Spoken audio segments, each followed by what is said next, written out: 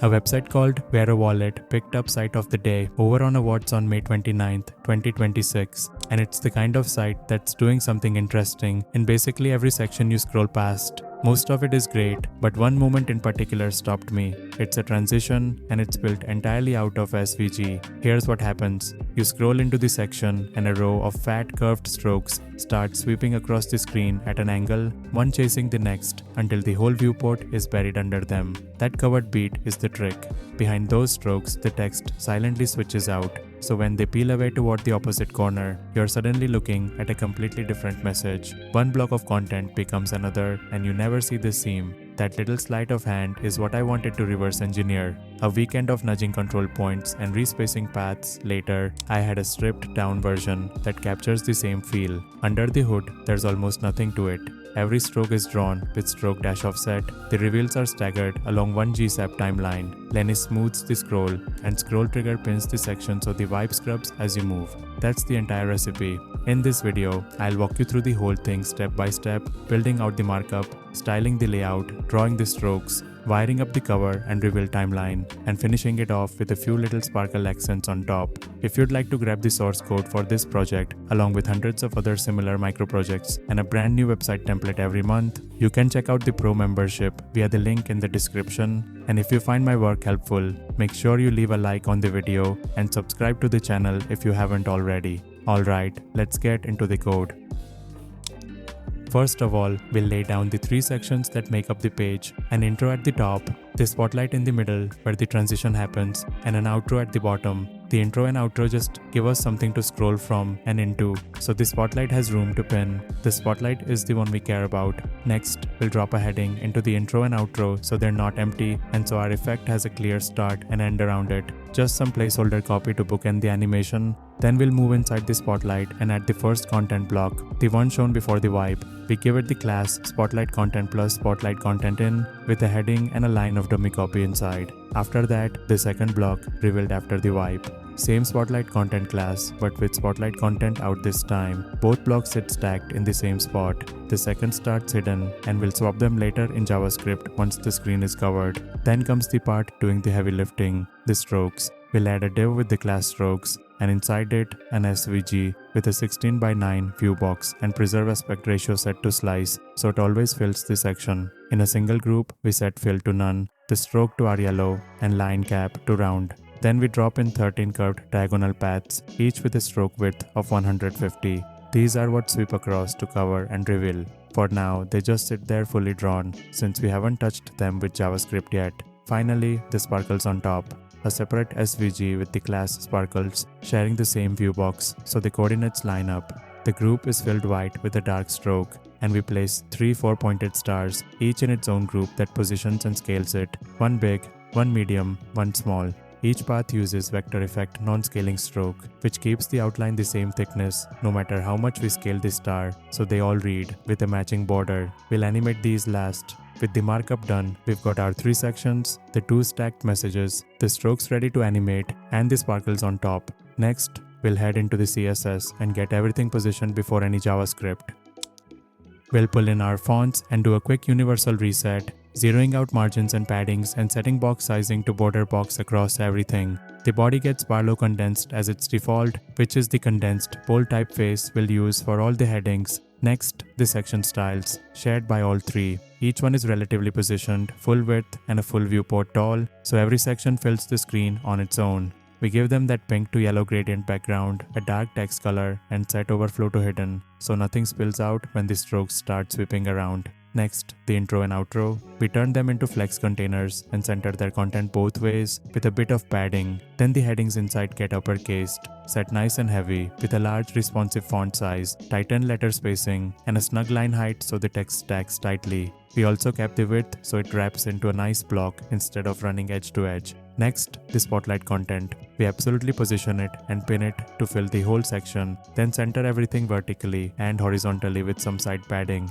Because both content blocks use this, they stack perfectly on top of each other in the same spot. Next, the type inside those blocks. The H2 gets the same uppercase, heavy tightened treatment as our other headings. the paragraph switches over to DM Sans for contrast, a lighter weight at a smaller size with comfortable line height, and a narrower max width so it reads as a tidy column under the heading. Next, we hide the second message. The Spotlight content out block gets its opacity set to 0, so only the first message is visible when the page loads. JavaScript will fade this one in later at the covered moment. Next, the strokes container. We position it absolutely and actually push it slightly larger than the section, oversizing it a touch so the strokes have room to overshoot past the edges and fully cover the corners. The SVG inside fills it completely with overflow visible so nothing gets clipped, and the stroke paths will change on the dash offset, hinting to the browser that those will be animating. Next, the sparkles layer. Same idea, absolutely positioned and filling the section, sitting on top of the strokes with pointer events off so it never blocks anything.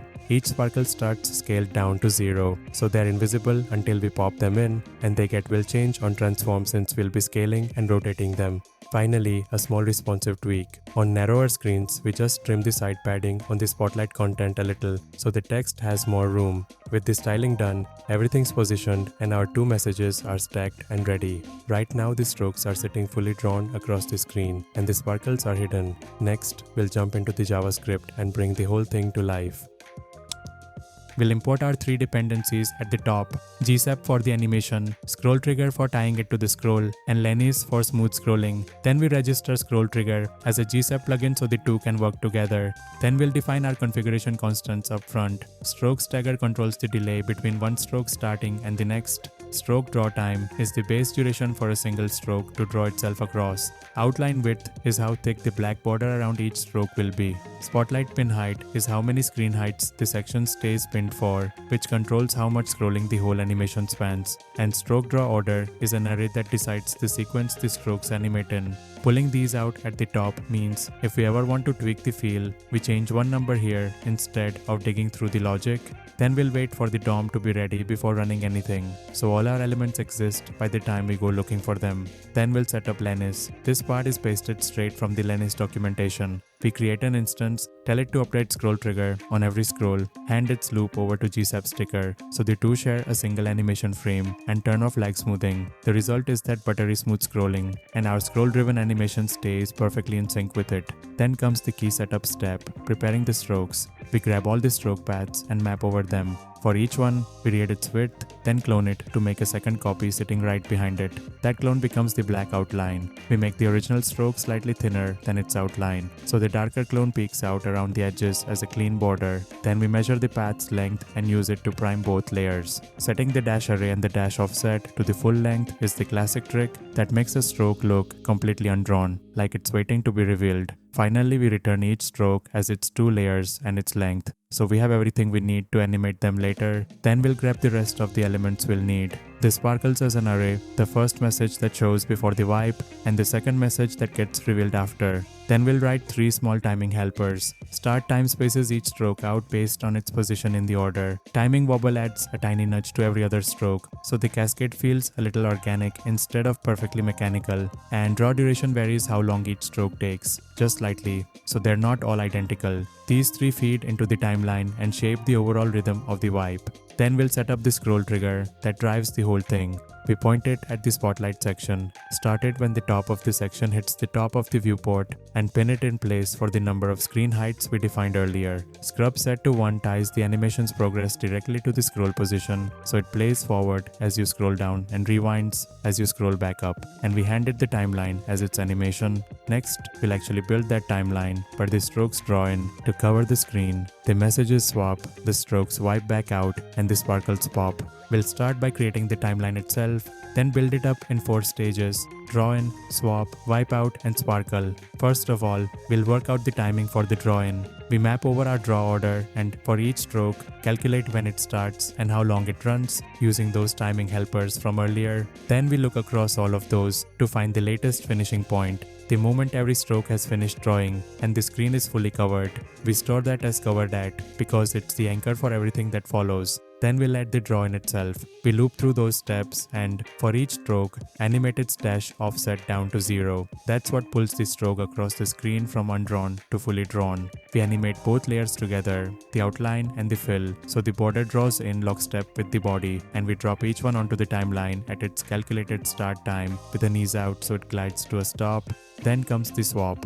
At the covered moment, with the whole screen buried under strokes, we hide the first message and reveal the second. Because it happens while everything's covered, the viewer never sees the switch. They just see one message before the wipe and a different one after. Then we'll wipe the strokes back out. We take the same draw order, reverse it, and loop through again, this time animating each stroke's dash offset to its negative length. That keeps pulling the stroke in the same direction until it runs off the far side. We start this phase right at the covered moment and stagger it the same way, with an ease in so the strokes accelerate as they leave.